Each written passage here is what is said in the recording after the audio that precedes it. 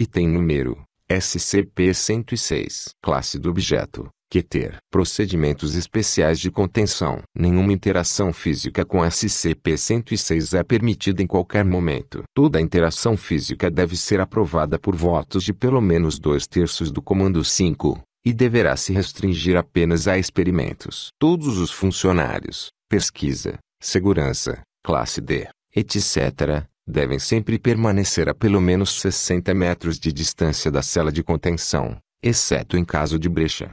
SCP-106 deve ser contido em um compartimento selado, composto de aço revestido de chumbo. O compartimento será selado com 40 camadas de material idêntico, cada camada separada por pelo menos 36 centímetros de espaço vazio. Os suportes entre as camadas devem ser espaçados aleatoriamente. O compartimento deve ser mantido suspenso a pelo menos 60 centímetros de qualquer superfície por um sistema de suspensão eletromagnética LEED. A área de contenção secundária deve ser composta por 16 celas esféricas, cada uma preenchida com diversos fluidos e um arranjo aleatório de superfícies e suportes. A contenção secundária deve ser equipada com sistemas de iluminação, capazes de encher todo o arranjo com pelo menos 80.000 lumens de luz instantaneamente sem envolvimento humano direto. As duas áreas de contenção devem ser fiscalizadas 24 horas por dia. Qualquer forma de corrosão percebida na cela primária, secundária,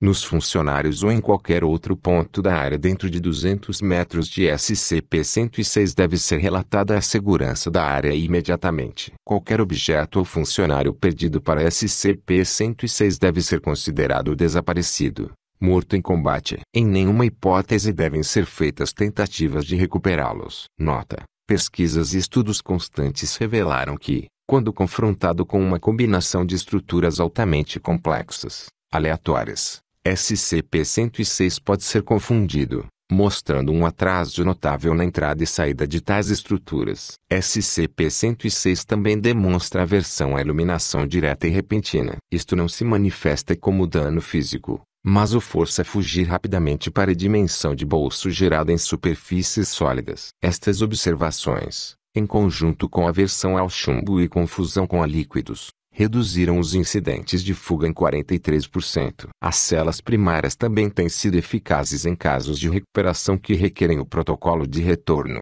Os estudos continuam. Descrição: SCP-106 aparenta ser um humanoide idoso, com uma aparência que indica a decomposição avançada. Sua aparência varia, mas o estado de putrefação é observado em todas as formas. SCP-106 não é exibicionalmente ágil, e pode permanecer imóvel por dias, aguardando por uma presa. SCP-106 também é capaz de escalar qualquer superfície vertical e pode permanecer suspenso de ponta cabeça indefinidamente. Ao atacar, SCP-106 tentará incapacitar sua presa danificando órgãos importantes, grupos musculares ou tendões, arrastando então a presa incapacitada para sua dimensão de bolso. SCP-106 demonstra preferência por presas humanas, entre 10 e 25 anos de idade. SCP-106 causa um efeito de corrosão em qualquer material sólido que toque, causando decomposição física do material segundos após o contato. Isso pode ser observado nas formas de ferrugem,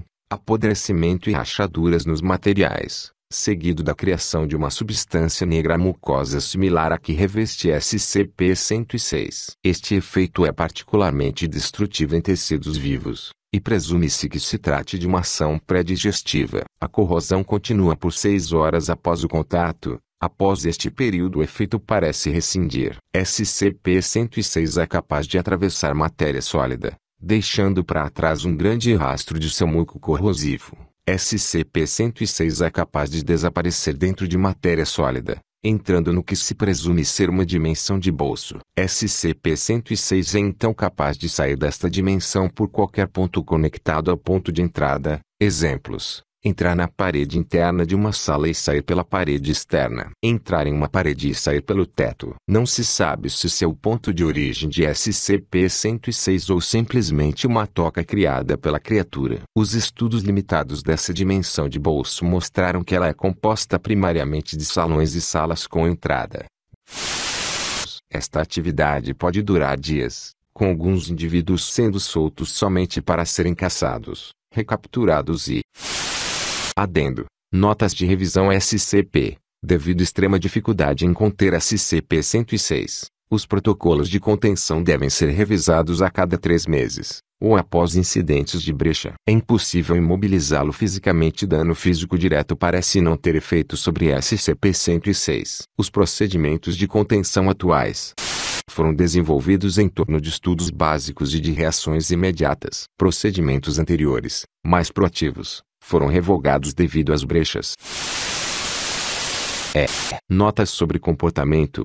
SCP-106 parece passar por longos períodos de hibernação, nos quais permanece completamente imóvel por até 3 meses. A causa disto é desconhecida, contudo, foi comprovado que isto se trata de uma tática de emboscada. SCP-106 desperta deste estado em extrema agitação, atacando e abduzindo funcionários e causando danos massivos à sua cela de contenção e à área como um todo. O protocolo de retorno. Dados expurgados. SCP-106 parece caçar e atacar motivado por desejo, não por fome. SCP-106 ataca e coleta múltiplas presas durante um evento de caçada, mantendo várias delas vivas na dimensão de bolso por longos períodos. SCP-106 não tem um limite determinável, e parece coletar um número aleatório de presas durante um evento. A dimensão interna acessada por SCP-106 aparenta ser acessível somente por SCP-106. Foi demonstrado que dispositivos de gravação e transmissão continuam a funcionar dentro da dimensão, embora as gravações e transmissões apresentem-se em estado deteriorado. Aparentemente, SCP-106 brinca com as presas capturadas, e demonstra possuir controle integral sobre tempo, espaço e percepção no interior dessa dimensão. SCP-106 aparenta.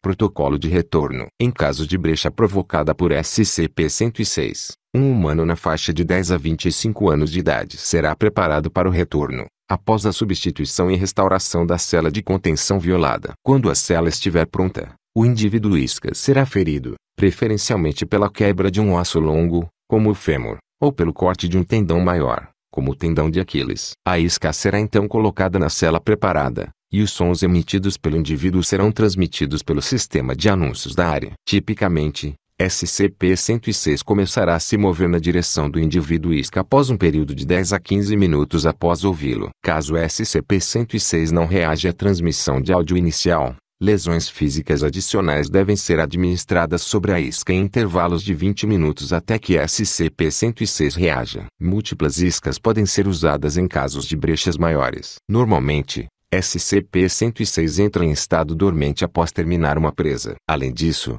as vítimas podem